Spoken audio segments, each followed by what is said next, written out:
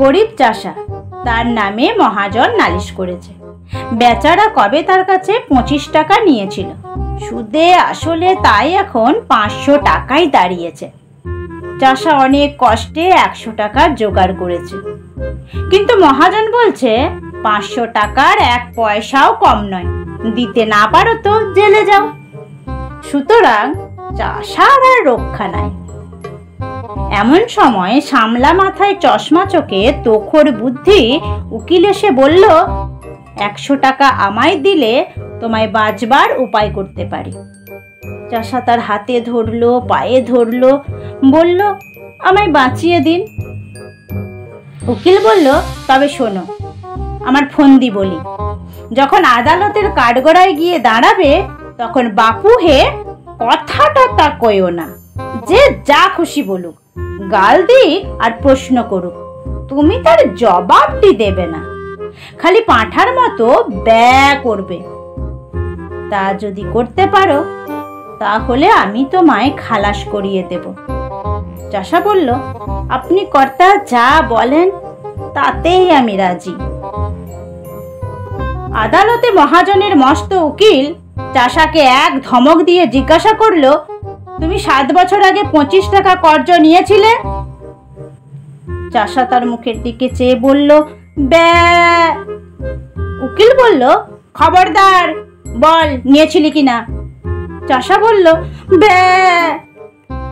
উকিল বলল, হুজুর, আসামির বেয়াদপি দেখুন। হাকিম রেগে বললেন, ফের যদি অমনি করিস তোকে আমিই ফাটকে দেব। চাষা অত্যন্ত ভয় পেয়ে কাঁদো কাঁদো হয়ে বলল, ব্যয় ব্যয়। হাকিম বললেন, লোকটা কি পাগল নাকি? তখন চাষার উকিল উঠে বলল, হুজুর, ও কি আজকের পাগল? ও বহু কালের পাগল, জন্মে অবধি পাগল। ওর কি কোনো বুদ্ধি আছে না কাণ্ডজ্ঞান আছে? ও আবার কর্জ নেবে কি? ও কি কখনো খত লিখতে পারে নাকি? আর পাগলের খত লিখলেই বা কি?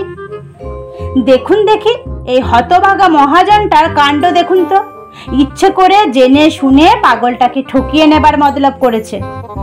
আরে ওর কি মাথার ঠিক আছে? এরা বলেছে এইখানে একটা আঙুলের টিপ দে, পাগল কি জানে, সে অমনি টিপ দিয়েছে। এই তো ব্যাপার। দুই উকিলে ঝগড়া বেঁধে গেল। হাকিম খানিক শুনে টুনে বললেন, মোকদ্দমা ঢিসমিস। মহাজনের তো চক্ষু স্থির। সে আদালতের বাইরে এসে চাষাকে বলল, আচ্ছা না হয় তোর 400 টাকা ছেড়েই দিলাম, ওই 100 টাকাই দে। চাষা বলল, ব্যয়। মহাজন যতই বলে যতই বোঝায়, চাষা তার পাঁঠার বলে কিছুতেই ছাড়ে না। মহাজন রেগে মেগে বলে গেল, দেখে নেব আমার টাকা তুই কেমন করে হজম করিস। চাষা তার পোঁটলা নিয়ে গ্রামে ফিরে চলেছে। এমন সময় তার উকিল এসে ধরল, যাচ্ছ কোথায় বাপু? আমার পাওনাটা আগে চুকিয়ে যাও। 100 টাকায় রফা হয়েছিল, এখন মোকদ্দমা তো জিতিয়ে দিলাম। চাষা অবাক হয়ে তার মুখের দিকে তাকিয়ে বলল, ব্যয়। উকিল বলল, বাপু হে ওইসব চালাকি খাটবে না, টাকাটি এখন বের করো। চাষা বোকার মতো মুখ করে আবার বলল, ব্যয়।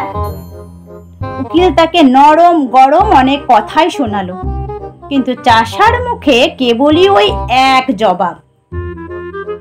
তখন উকিল বলল, হতভাগা গোমুখ্য পাড়া গেয়ে ভূত, তো তোর পেটে এত শয়তানি কে জানে?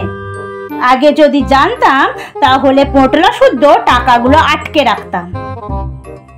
বুদ্ধিমান উকিলের আর দক্ষিণা পাওয়া হলো না।